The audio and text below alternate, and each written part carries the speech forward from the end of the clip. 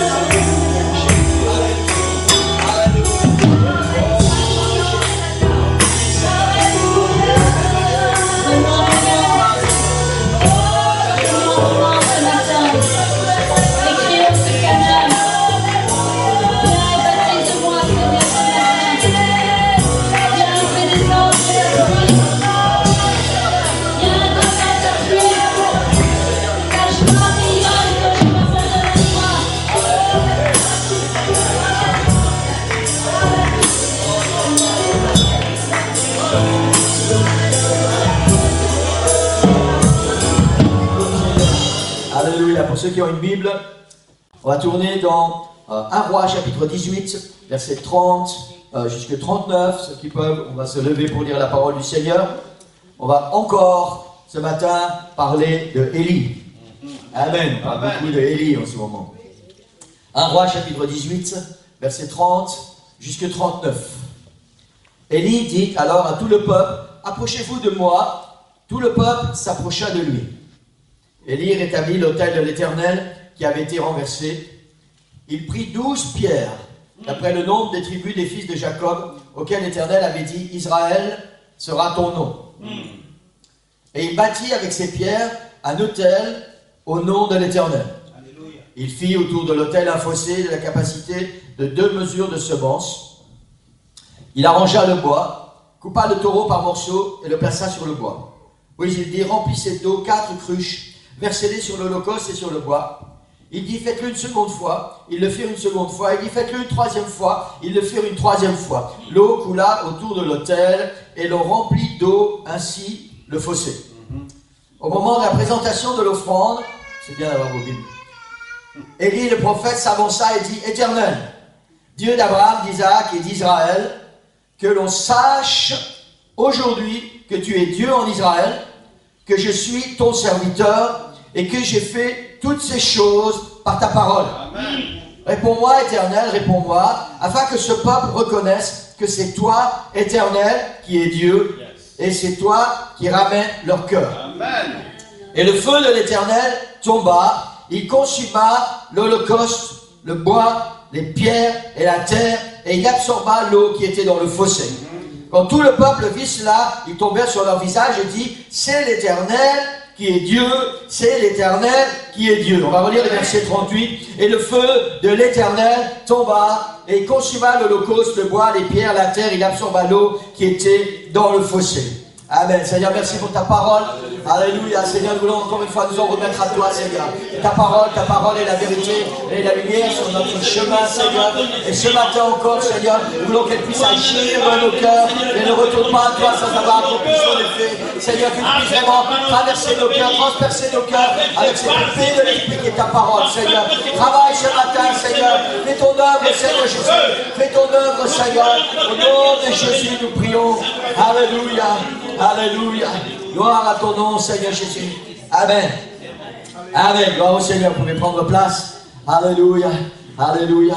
Le titre de la prédication ce matin, pas de sacrifice, pas de feu. Amen. Amen. Alléluia. On ne va pas redévelopper encore ce qu'on a déjà vu sur Élie. Et vous savez quoi, pour les pasteurs, Élie, c'est un prophète inépuisable. La parole de Dieu au sujet d'Élie, c'est inépuisable. Il y a toujours, on peut développer ça d'une manière tellement diversifiée. Amen. La parole du Seigneur ce matin, celle-ci, pas de sacrifice ou holocauste, on peut appeler ça aussi un holocauste, on ne va pas s'étendre là-dessus ce matin, ça c'est une étude biblique. Pas de sacrifice, pas de feu. Amen. En fait, c'est tout ce que j'ai reçu du Seigneur pour aujourd'hui.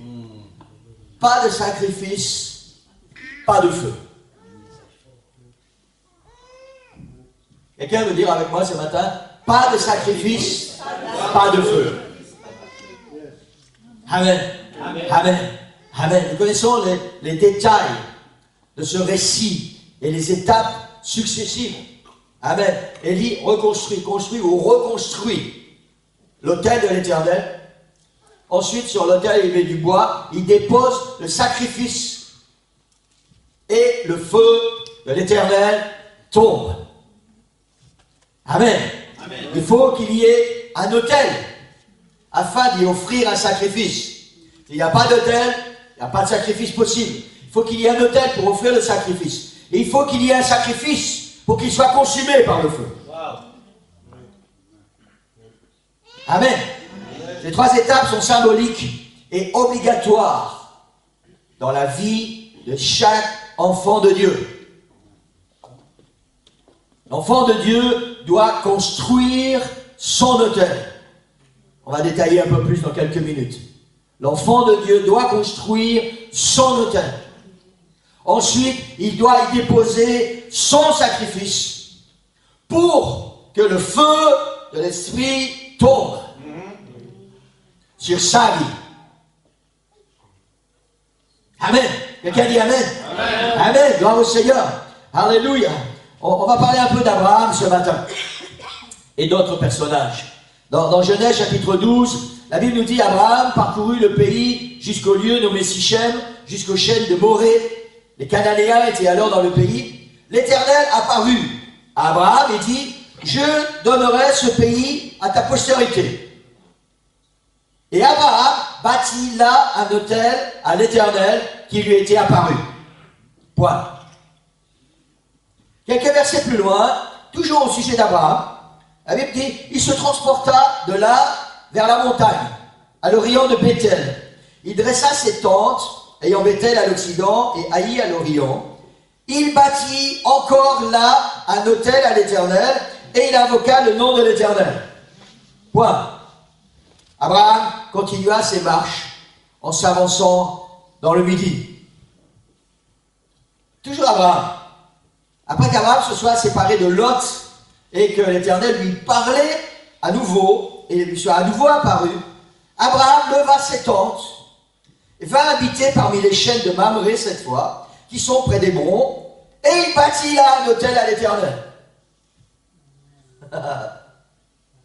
Il bâtit des hôtels un petit peu partout et il continue à se promener dans le pays. La liste est longue de tous ceux qui ont bâti un autel à l'Éternel. On pourrait parler d'Isaac, on pourrait parler de Jacob, de Moïse, Aaron, Josué, Gédéon, Samuel, Saül. Ils ont bâti un autel à l'Éternel chacun pour des raisons particulières et plus rien. La Bible dit, ils ont bâti un autel.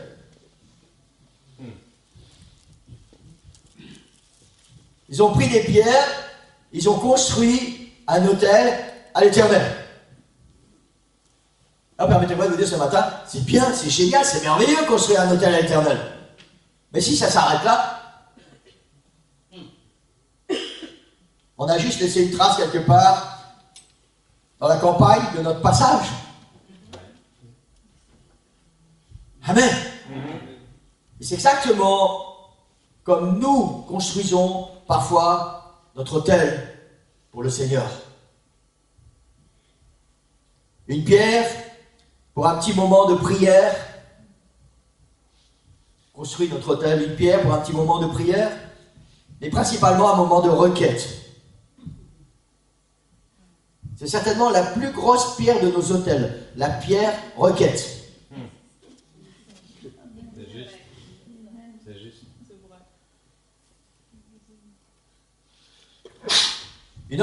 Une autre pierre pour un moment de lecture de la Bible, et si nous avons un peu de temps de méditation.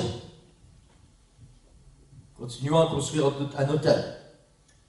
Une autre pierre pour notre participation au culte le dimanche matin. Et je crois que nous aimons bien cette pierre du dimanche matin.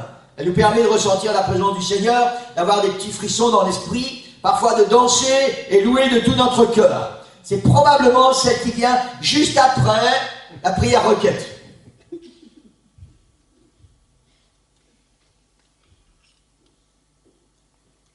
Une autre pierre pour une promesse que nous recevons. Le Seigneur fait une promesse à Abraham, il dit, je vais donner tout ce pays à ta postérité. Abraham construit un hôtel.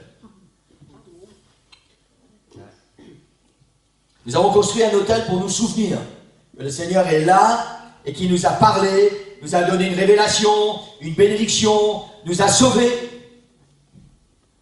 Notre vie est jalonnée de petits hôtels par-ci, par-là, mais des hôtels où il ne se passe rien. Peut-être juste des hôtels du souvenir.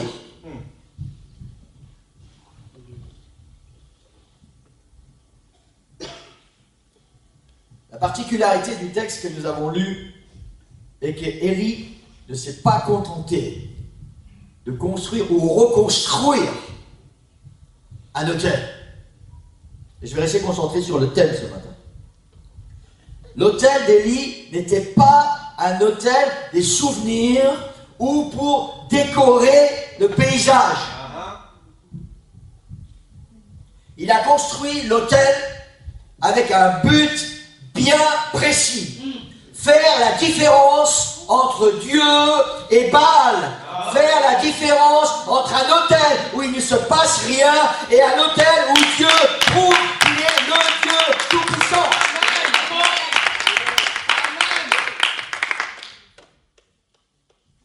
Mais pour que Dieu puisse se révéler, Élie met du bois sur l'autel et il y place un sacrifice avec l'objectif que le feu de l'Éternel descende et consume. Amen.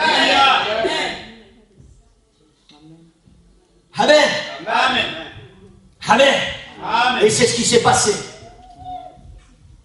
Avec un objectif. Élie ne s'est pas contenté de construire un hôtel.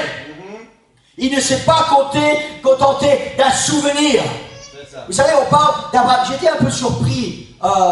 J'ai bientôt 62 ans et je découvre encore tellement de choses dans la parole du Seigneur. J'étais un peu surpris de voir le nombre d'hôtels qu'Abraham a construits.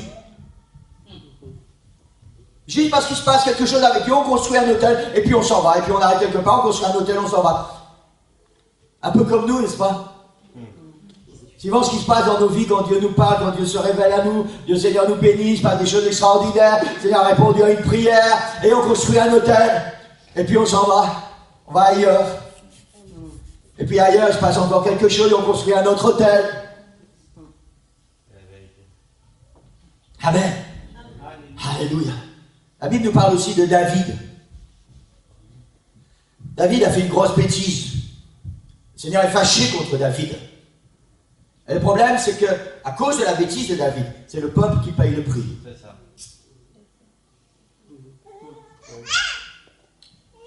Et David réalise ça. Et dans la chronique, vous pourrez lire ça, la chronique 21, David bâtit là un autel à l'Éternel. Il bâtit un autel à l'Éternel et il offrit des holocaustes et des sacrifices d'action de grâce. Il invoqua l'Éternel et l'Éternel lui répondit par le feu qui descendit du ciel sur l'autel.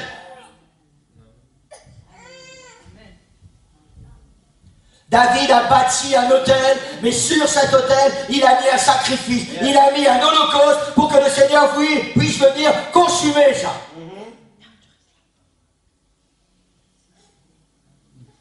Amen. Amen. Amen. Amen. Salomon, pour ceux qui connaissent l'histoire de la dédicace du temple. Salomon fait une énorme prière, très longue prière. Très longue prière. Vous savez, je ne suis pas pour le fait de faire des longues prières en public, parce que j'ai toujours l'impression que les gens vont penser que je prie longtemps pour qu'on entende ma prière. Les longues prières, elles sont réservées pour mon intimité. Salomon, ce jour-là, il fait une très longue prière, parce qu'il a beaucoup de choses à exposer au Seigneur, et beaucoup de choses à demander au Seigneur. Il veut que ce temple puisse vraiment être l'endroit où tous ceux qui vont avoir des problèmes, qui vont avoir des difficultés, qui vont pécher, qui vont chuter et qui vont se repentir, puissent, quand ils vont regarder vers la maison de l'Éternel, trouver le repos, trouver la paix, être pardonnés. Et que le Seigneur puisse passer au-dessus de tout ça. Et Salomon fait cette prière très longue, mais très puissante. Et la Bible dit, c'est dans 2 Chroniques 7, lorsque Salomon eut achevé de prier, le feu descendit du ciel et consuma l'holocauste et les sacrifices, et la gloire de l'Éternel remplit la maison. Alléluia. Le feu descendit et l'Éternel consuma les sacrifices. Alléluia. Pas de tel, pas de sacrifice, pas de feu. Amen. Amen. Alléluia. C'est la pensée que le Seigneur m'a donnée avant d'établir ce message. Pas de sacrifice, pas de feu. Alléluia. L'église moderne, les chrétiens modernes pensent qu'on peut tout obtenir du Seigneur sans faire aucun effort. Amen. Sans rien donner. On continue à vivre comme on vivait avant, on continue à vivre selon nos propres désirs, selon les convoitises de la chair, et on pense que le Seigneur va quand même nous remplir de son esprit et déverser le feu dans nos vies, et on va pouvoir vivre une vie spirituelle épanouie. Pas de sacrifice, pas de feu. Amen.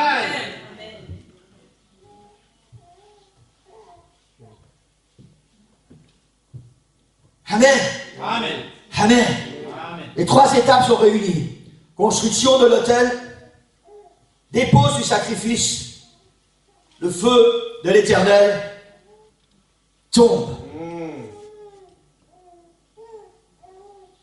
À la question, pourquoi tellement d'enfants de Dieu ne vivent-ils pas une vie spirituelle épanouie? Ne sont-ils pas vraiment engagés pour le royaume de Dieu? Pourquoi tellement de chrétiens sont-ils si souvent des mendiants spirituels et non des guerriers? Réponse, pas de sacrifice, pas de feu. Amen.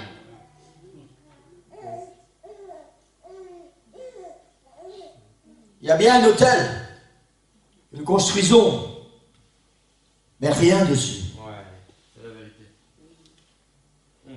Pas de sacrifice sur lequel le feu doit tomber. Nous construisons un hôtel avec certaines habitudes spirituelles, voire religieuses, mais nous n'avons pas fait le principal, y déposer un sacrifice. Amen.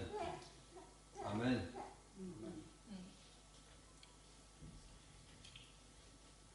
En Romains chapitre 12, verset 1, l'apôtre exhorte, il dit « Je vous encourage donc, frères, par les compassions de Dieu, à offrir vos corps comme un sacrifice vivant, saint, agréable à Dieu, ce qui fera de votre part un culte raisonnable. » Le son est trop fort? Je vais laisser un peu, juste laisser pour moi du retour. Amen. Je vous encourage, je vous exhorte, frères, à offrir vos corps comme un sacrifice vivant, saint, agréable à Dieu, ce qui sera de votre part un culte raisonnable. Voici le sacrifice qui doit être déposé sur mon autel, et le sacrifice, c'est moi. Alléluia. Moi, Amen. Amen, je dois me déposer en sacrifice sur mon autel. Ça veut dire que je dois abandonner totalement ma vie au Seigneur et dire Seigneur, je te donne tout, viens consumer ma vie, viens en prendre le contrôle. Pas de sacrifice, pas de feu.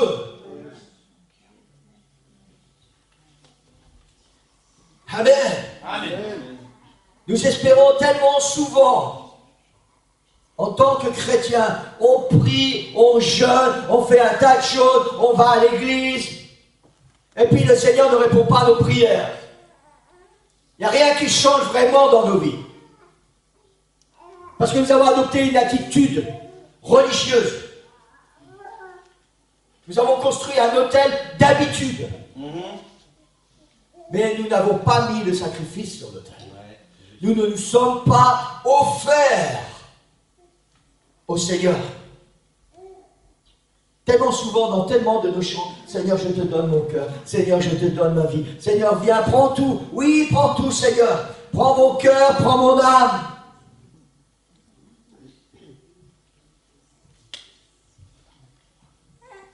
Amen. On le chante.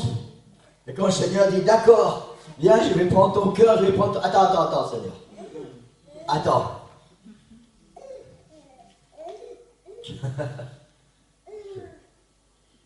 Seigneur dit, mais tu veux être consumé par le feu? Tu veux que le feu brûle en toi? Oui, Seigneur, je veux. Alors laisse-moi faire mon travail. Attends. C'est ça. Amen. Amen. C'est juste. Amen. Amen. J'aimerais te rappeler ce matin que les projets, les plans de Dieu pour ta vie, c'est que le feu du Saint-Esprit puisse tomber sur toi et brûler en toi. Alléluia. Ça, c'est les plans du Seigneur, c'est les projets du Seigneur. Et c'est sans exception, c'est pour chacun de nous. C'est ce que Jean-Baptiste dit quand il parle à propos de Jésus. Dans Matthieu 3, il parle de Jésus et il dit, moi, je vous baptise d'eau, mais il vient après moi, celui qui est plus puissant que moi, et je ne suis pas digne de délier ses souliers. Lui, il vous baptisera du Saint-Esprit et de feu. Il vous baptisera du Saint-Esprit et de feu. Jean-Baptiste ne pose pas de questions. Il ne dit pas, peut-être que si vous êtes ceci, si vous êtes cela, si vous... Non, lui, il vous baptisera du Saint-Esprit et de feu. Amen. Amen. Amen. C'est ce qui s'est passé le jour de la Pentecôte. Amen. Au niveau des Actes, chapitre 2, la Bible dit, le jour de la Pentecôte, ils étaient tous ensemble dans le même lieu. Tout le monde connaît ça, sinon vous pouvez lire ça dans Actes chapitre 2. Tout à coup, il vint du ciel un bruit comme celui d'un vent impétueux et il remplit toute la maison où ils étaient assis. Laissez-moi vous expliquer ce qui s'est passé le jour de la Pentecôte. Jésus est monté au ciel, il a emmené ses disciples sur la montagne, il leur a donné ses dernières recommandations, et puis il a été élevé au ciel. Et tous ses disciples sont retournés dans la chambre haute, et ils ont fait quoi là? Ils ont construit un autel. Ils ont obéi à l'ordre du Seigneur. Le Seigneur leur a dit, retournez et attendez pour recevoir la promesse. Alors ils ont construit un autel, et ils ont dit, voilà Seigneur, nous voici, accomplis ta promesse, accomplis ta promesse. Ils se sont offerts en sacrifice. Et la Bible dit, tout à coup il vint du ciel un bruit comme celui d'un vent impétueux et il remplit toute la maison où ils étaient assis.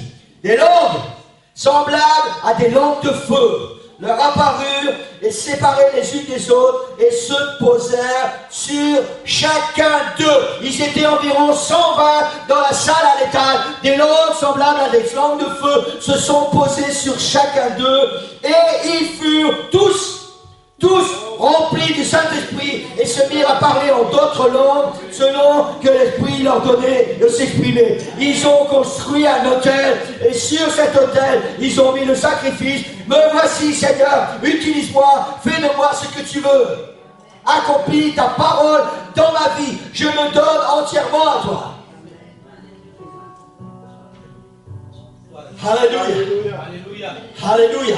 C'est la promesse que Pierre a proclamé quand il a prêché son premier message. Pierre leur a dit, repentez-vous. Que chacun de vous soit baptisé au nom du Seigneur Jésus-Christ pour le pardon de vos péchés et vous recevrez le don du Saint-Esprit, car la promesse est pour vous, pour vos enfants et pour tous ceux qui sont au loin, en aussi grand nombre que le Seigneur, notre Dieu, les appellera. Amen. Le Seigneur parle à quelqu'un ce matin. Certainement que tu as construit un autel. Certainement que c'est des bonnes pierres, c'est des bonnes intentions. Mais ce n'est pas suffisant de construire un autel à l'Éternel. Encore faut-il mettre dessus un sacrifice pour que ta vie change. Peut-être que certains d'entre vous ce matin, vous vous demandez, Seigneur je prie, Seigneur je fais ceci, Seigneur je fais cela, Seigneur je vais à l'église, Seigneur j'ai même commencé à donner ma dîme, mais Seigneur il n'y a rien qui change dans ma vie. La question est celle-ci, est-ce que tu as mis un sacrifice sur ton autel? Est-ce que tu t'es vraiment offert au Seigneur sans réserve? J'ai connu quelqu'un qui se prenait pour un serviteur de Dieu et qui a avoué ouvertement devant tout le monde, entre Dieu et moi, il y a un contrat. J'ai dit au Seigneur, dans ma vie, tu peux aller là. Après, c'est ma vie privée. Waouh. Car la promesse est pour vous, pour vos enfants et pour tous ceux qui sont au loin, en aussi grand nombre que le Seigneur notre Dieu les appellera. Alléluia. Alléluia. Si tu as construit un hôtel, si tu as commencé à construire ta vie avec le Seigneur, voilà, certains d'entre vous, vous avez été baptisés au nom du Seigneur Jésus-Christ, d'autres, vous avez déjà reçu le baptême du Saint-Esprit. Merci Seigneur, c'est merveilleux, vous avez construit un hôtel. Mais est-ce que vous avez vraiment offert votre vie au Seigneur? Pierre leur a dit, repentez-vous. Parfois, nous pensons que la repentance, c'est juste, Seigneur, pardon pour mes péchés. Pardonne-moi pour mes péchés. La racine du mot repentance, c'est faire demi-tour. Aller dans l'autre sens. Ça veut dire, comme l'apôtre Paul enseigne, ce qui était avant, les choses anciennes sont passées. Voici, toutes choses sont devenues nouvelles. Amen. Avant, mon maître, c'était le diable. Avant, je servais le monde. Maintenant, mon maître, c'est devenu Jésus. Et je vais servir Jésus. Je vais lui donner tout mon cœur. Je vais lui donner toute ma vie. Sans rien garder pour moi. C'est ça la repentance. Amen. Et la promesse tient avec la repentance. Repentez-vous. Et après, soyez baptisés au nom du Seigneur Jésus-Christ et vous recevrez. Et vous recevrez. Mettez votre sacrifice sur l'autel et le feu de l'Éternel va tomber. Si tu te poses des questions ce matin, comment je dois faire pour que ma vie brûle pour le Seigneur, pour qu'il y ait un feu à l'intérieur, donne ta vie vraiment au Seigneur. C'est le moment aujourd'hui de te poser les vraies questions.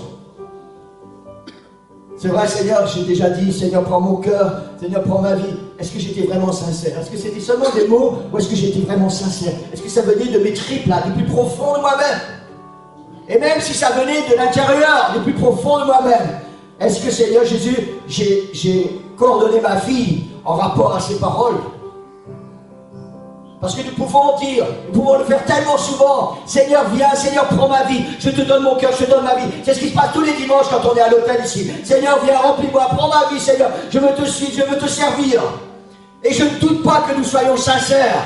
Mais quand nous avons franchi la porte après, est-ce que nous continuons à vivre avec cette promesse? Est-ce que nous laissons le Seigneur venir transformer et changer nos vies? Est-ce que nous restons là, au-dessus de cet autel comme un sacrifice? Ou est-ce que nous reprenons le sacrifice?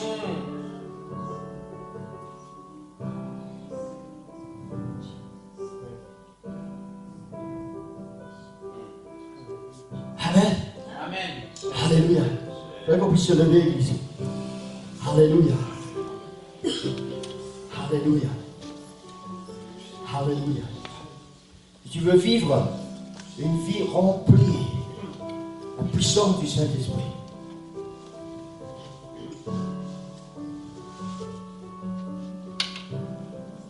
mets ton sacrifice sur l'autel. Amen. Parfois, en tant que chrétien, notre vie spirituelle se limite à regarder, admirer des hommes ou des femmes qui, eux, sont remplis de feu, qui vivent une vie épanouie, spirituelle, extraordinaire, travaillent pour le royaume sans relâche. Et on regarde ces gens, on dit, ah Seigneur, si seulement je pouvais être comme eux.